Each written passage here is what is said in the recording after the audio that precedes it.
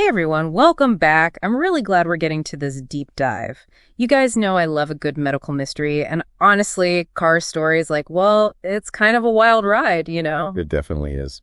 We're going deep on sarcoma today, specifically drawing on Carr's experience, which we've got broken down into 10 main points. Right. And it's not just the medical stuff. I mean, obviously that's a huge part of it, right?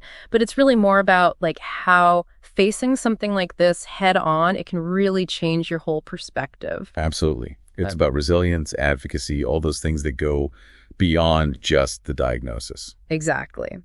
So to kick things off, one thing that really struck me early on was how Cara was initially misdiagnosed. Yeah, that's unfortunately more common than people realize. It's kind of scary, actually, when you think about it. It is. And in Kara's case, she thought it was a sports injury at first.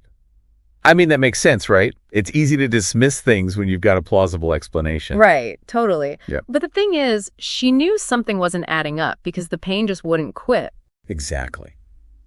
And that's when speaking up becomes so important. Cara really had to push for answers, even when, her initial doctors weren't seeing the whole picture. It's like trusting your gut is essential. 100%. And this is especially crucial for younger people. Cara was only 24 when she was diagnosed. Wow, so young. I can't even imagine dealing with a cancer diagnosis at that point in your life. Yeah. Your whole world is just opening up, career, relationships, and then bam. Everything gets put on hold. Exactly. And Cara talks about this sense of her life being totally upended.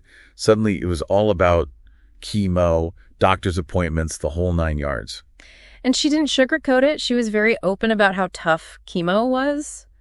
Just brutal, really, on her body. Like, even the smallest things became these huge obstacles. Yeah, it's a side of cancer that we need to talk about more. It's not always pretty, Not at all. And for Cara, it wasn't just the chemo. She ended up having several surgeries. Multiple, yeah.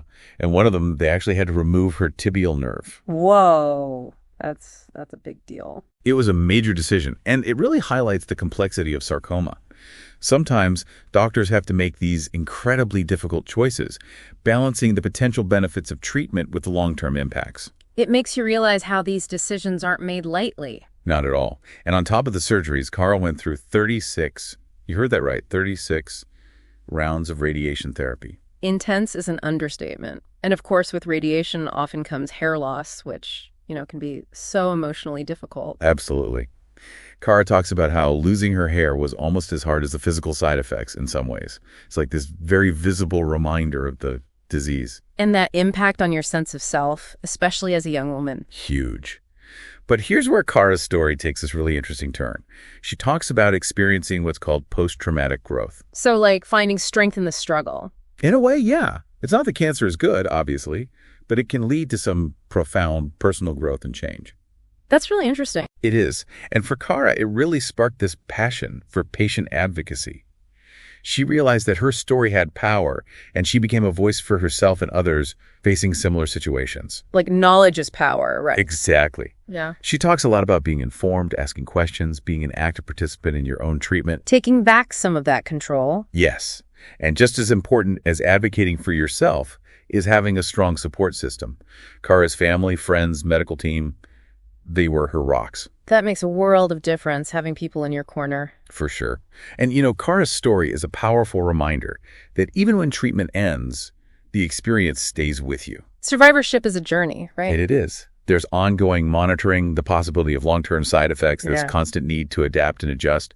But through it all, Cara shows us that it's possible to not just survive, but to truly thrive. It's a powerful story. Her resilience is remarkable. So as we wrap up, I'm curious to hear what resonated most with you. What would you take away from Cara's experience? Let us know.